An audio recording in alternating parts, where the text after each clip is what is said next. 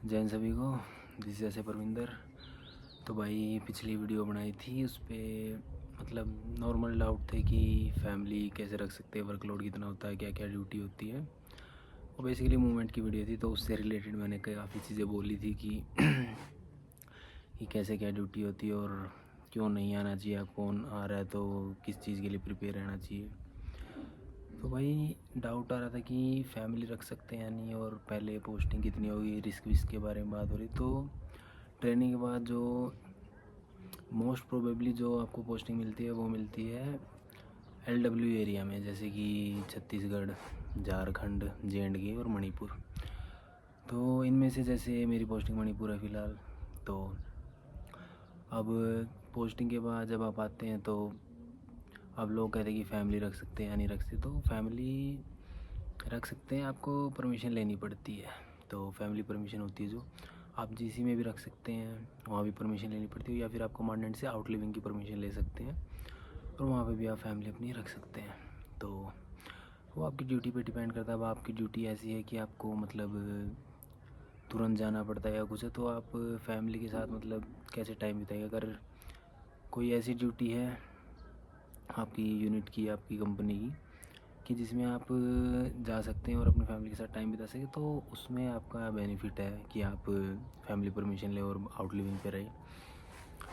जैसे हमारे यहाँ हैं कई एसओज हैं जो रहते हैं, और जो बेसिकली जो यहीं के जिनके होम पोस्टिंग जो मणिपुर की, वो तो आउट लिविंग पे रहते हैं क्योंकि वो घर पे जा सकते हैं और अपना ड्यूटी के टाइम पे आ सकते हैं। अब जैसे अगर आपकी ड्यूटी मान लो GC से दूर है, या फिर जहाँ आप ले रखा है अपने, जहाँ पे आपको ठीक लग रहा है वहाँ ले रखा है, तो फ़ायदा नहीं है। फिर आप मतलब कैसे फैमिली के पास जाओगे और आप फिर ड्यूटी पे जाओगे, तो वो आपको देखना पड़ेगा कि कितना कन्वीनियंट है आपके लिए वो चीज़ या नहीं है।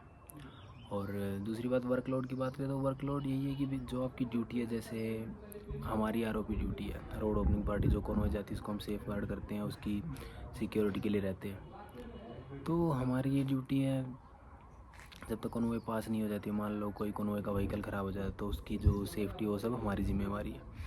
तो ऐसे ही जैसे QRT में कोई क्विक रिस्पॉन्स टीम, मतलब जो भी जैसे कोई अगर घटना होती है तो उसको सबसे पहले कौन रिपोर्ट करता है, QRT करती है, और उसके ऊपर का एक्शन सबसे पहले QRT लेती है।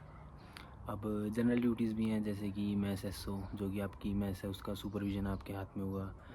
जो आपका राशन आ रहा है, खाना सही मिल रहा है नहीं मिल रहा है, मैस की हाइजीन कैसी है, और जो रजिस्टर, क्योंकि जो मैस वगैरह होती है वो नो प्रॉफिट नो लॉस पे चलती है, तो आपको वो देखना पड़ता है कि कहीं बजट बाहर तो नहीं जा रहा है, कि जो मैस कटिंग है वो किसी की बाहर तो नहीं जा रही है।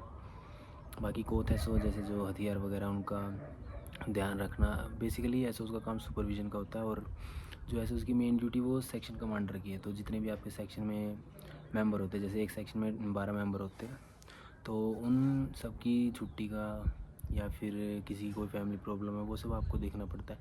छुट्टी किसको कितने टाइम पे छोड़ना है, और उसके अलावा अगर आप छुट्टी छोड़ रहे हैं तो उसके बाद आपके पास इतनी नफरी होनी चाहिए कि आप मतलब ड्यूटी को कैरी ऑन कर सके अपनी।